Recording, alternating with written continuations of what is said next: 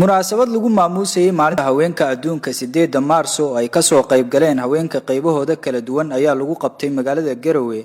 qaar ka mid ah haweenka ka soo qayb galay munaasabada ayaan weydiiyay waxa ay uga dhigan tahay maalintan. magacayga waa Maariya, maanta waa maalin weyn kuwan gabdhaha Soomaaliyeed iyo gabdhaha adduun weynaha. maanta waa maalinta ku leenahay dunida. waxaan rajaynayaa gabdhaha Soomaaliyeed iyo gabdhaha adduun weynaha inay bashbashi barwaaqo maanta u tahay farxad gaar ah. horumarkoodana ay halka ka sii wadaan ay marba dib ugu laaban.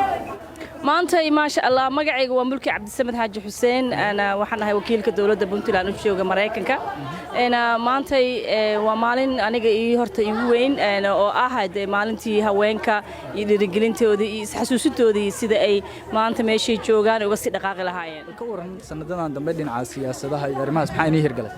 wallaahi waxaan isleeyahay haweenku waxay isgarteen meel walba anagu kaga jirna bulshada hadana dhinaca siyaasadda inaynu higsigeena u sii badanayo aynu arkayno gabdho badan oo dhalinyaro waliba oo qurbaha wax ku bartay oo dalka gudihiisa wax ku bartay in ay higsanayaan siyaasadda ayna gaareen waqti ay ma aragtay ay isku kalsoonaan karaan aqoontooda iyo experience-kooda ay siin karto in ay dalkan iyagana qayb ka noqon karaan inay magacayga waxa la yiraahdaa Khadij Cismaan Aadan, waxaan ka imid wadanka UK. waa markii iigu horeysay for so many years intii burbur ku dhacay meel Soomaaliya kamid ah inaan ka qayb galo maxaa la yiraahdaa 8 Maarso. waa markii iigu horeysay laakiin wadamadeeda aan ka imid waa qabanaa 8 Maarso. way bal maalintan maxay iniga dhigantahay kaaween ahaan? waa maalin farxad leh, waa maalin aan ku naaloonayno, waa maalin aan rabno inaan gaaro oo dadku u sheegno ummadda adduunka oo dhan inay ogaadaan dumarku inay yihiin laf dhabarka iyo tiirka udub dhaxaadka everywhere, meel kasta nin kasta oo shaati iyo jaakad soo gashta امرأة العظيمة كدن بيسيران عرفت قبر با كدن بيسا هذيك دharkaan hadda aa qabtid ma qabilahayn hadda gabar ka dambeeynin. waa marka aad baan ugu faraxsanahay inaan Puntland maanta ku suganahay oo aan ka qayb qaato. ugu dambeyntii wasiirka wasaaradda haweenka iyo horumarinta qoyska Puntland oo munaasabada khudbad dheer ka jeedisay hadaladeedii waxa kamid ahaa waxaa jira mujtamaca aynu ku jirno gabdho khaaska ma aha, waa qayb ka mid ah mujtamacii oo waliba mugdhaxaadkii ah.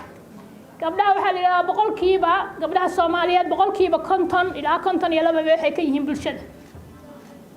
baadiyaha haddii la fiiriyo way ka badan yihiin oo ragga iyo dumarka markii la isbarbar dhigo Puntland xog ururintii ugu dambeysay oo la sameeyay gabdhuhu boqolkiiba 61 waxay ka yihiin bulshada reer miyiga ah. wasaaradda horumarinta haweenka iyo arrimaha qoyska iyada oo kaashanaysa hay'adaha kale ee dawliga ah waxaa noo qorshaysan sanadaha soo socda haddii aan la idmo inaan juhdi weyn gelino gabdhaha meelaha miyiga ah jira oo boqolkiiba 61 ka ah marka la fiiriyo inaan horumarkeena ka shaqeyno innagoo ka duulaynaa siyaasadda guud ee dawladda oo ah in la horumariyo meelaha miyiga ah la daadajiyana maamulka. waxaa noo qorshaysan haddii aan la idmo deegaanada fogfog inaan gaarno oo horumarka Puntland ka socda dhinaca waxbarasho, caafimaad iyo dhinac walbaba ay gaaraan haddii aan la yiraahdo.